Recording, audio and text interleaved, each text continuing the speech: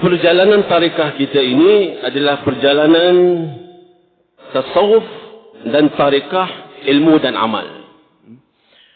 Pernah kita mengatakan dahulu, apabila seseorang mengambil bai'ah zikir daripada gurunya, yang ini dalam tarikah kita daripada pengarah sahabah. Jadi yang dia ambil itu adalah amaliyah zikir. Jadi amaliyah zikir ini adalah amal yang mesti dibuat. Maka oleh kerana itu kita setiap hari, kita setiap minggu, kita setiap bulan, lepas salat kita zikir.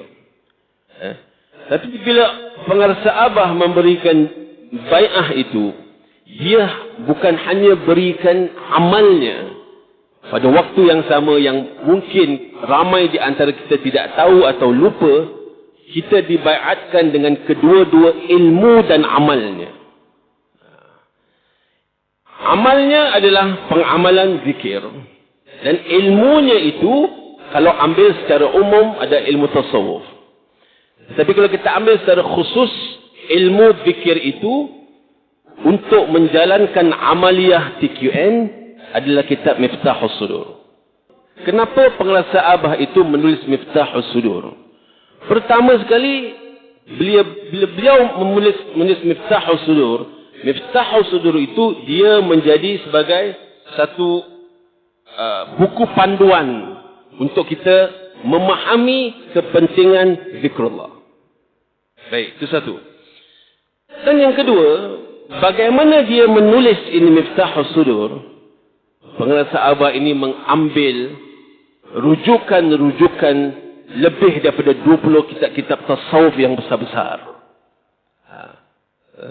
Contohnya ambil daripada kitab Jami' Karamatul Awliya, mengambil kitab Sirrul Asrar, mengambil kitab Fathul Arifin, mengambil kitab Imam Al-Ghazali, Ihya Ulumuddin, mengambil daripada kitab Mukashafatul Qulub, mengambil kitab lain-lain, dan di antara kitab yang pengarah sahabah ambil sebagai rujukan untuk melahirkan Miftahus Sudur adalah satu kitab tasawuf namanya Haqiqatut Tawassul wal Wasilah.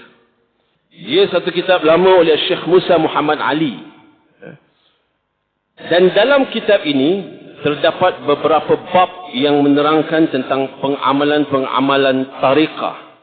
Selain daripada zikrullah, dia menerangkan tentang kebesaran tawassul, tabarruk, istighathah, ziarah, kepentingan menyebut as-siyadah bagi Sayyidina Muhammad sallallahu alaihi wasallam. Dan juga satu bab yang besar adalah bab zikrullah. Almarhum Ustaz Haji Ali mendapat panduan ataupun didikan daripada pengarah sahabah untuk menerajui penterjemahan kitab ini ke bahasa Melayu dan ke bahasa Indonesia. Di antara ramai-ramai wakil-wakil talqin pengarah sahabah Anum yang beliau lantik, sekurang-kurangnya ada dua orang yang diamanahkan, mungkin lebih yang telah diamanahkan, ditunjukkan oleh pengarah sahabah untuk menterjemahkan kitab-kitab tasawuf. Yang pertama adalah almarhum Kiai Jejin. Kiai Jejin Azul Ashab di Sukabumi. Beliau ditunjukkan oleh pengarah sahabah untuk menterjemahkan kitab Syekh Abdul Qadir Jailani, iaitu Sirrul Asrar. Dan yang kedua adalah almarhum Ustaz Haji Ali bin Hadi Muhammad, ditunjukkan oleh pengarah sahabah Anum untuk menterjemahkan kitab Haqiqatut Tawassul wal Wasilah.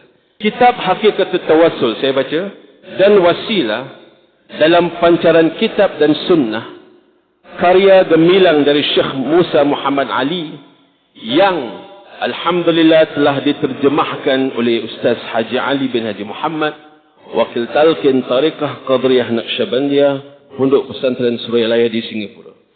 Ini sangat penting artinya bagi mereka yang ingin memahami lebih dalam ilmu tasawuf, seperti tawassul, tabarruk, ziarah, zikir dan lain-lain. Maka dengan demikian, diharapkan akan semakin istiqamah dalam pengamalan tasawuf tarikahnya, serta akan menambah kuatnya iman dan menjadi terapi kejiwaan bagi orang-orang yang berhajat untuk mendekatkan diri kepada Allah Subhanahu wa taala dengan penuh keyakinan. Kemudian Abah Anom menutup kata-katanya dengan mengatakan kepada Ustaz Haji Ali bin Haji Muhammad yang telah berusaha dengan tekun menterjemahkan kitab Hakikatul Tawassul dan Wasilah dan sekaligus mencetak dan menerbitkannya yang bertepatan dengan miladnya Pondok Pesantren Suryalaya yang ke-95. Saya mengucapkan terima kasih. Semoga segala jerih payah dan segala usaha Ustaz Ali akan menjadi amal saleh dan semoga memperoleh ridha daripada Allah SWT. Panggilan Abah Anom September tahun 2000. Beliau mendapatkan beberapa ahli bahasa untuk membantunya menterjemahkan kitab-kitab ni, dan kesemua ahli-ahli bahasa ni, bahasa Arab, mereka semua daripada Surabaya dan mereka semua habaib. Dia bawa saya, so saya duduk baca, ambil Arab sama ambil ni, cek betul tak dia punya terjemahan in awal ila akhir di Surabaya. Jadi saya sendiri menyaksikan bagaimana usaha diterjemahkan kitab tasawuf ini. Penting. Nombor satu, pertama, penting kerana dia menjadi salah satu rujukan asas Miftahus Sudur. Yang kedua, dia ini adalah kitab yang sendiri ditunjukkan oleh pengarang Abah kepada almarhum Ustaz untuk diterjemahkan supaya dimanfaatkan oleh orang-orang yang tidak faham bahasa Arab.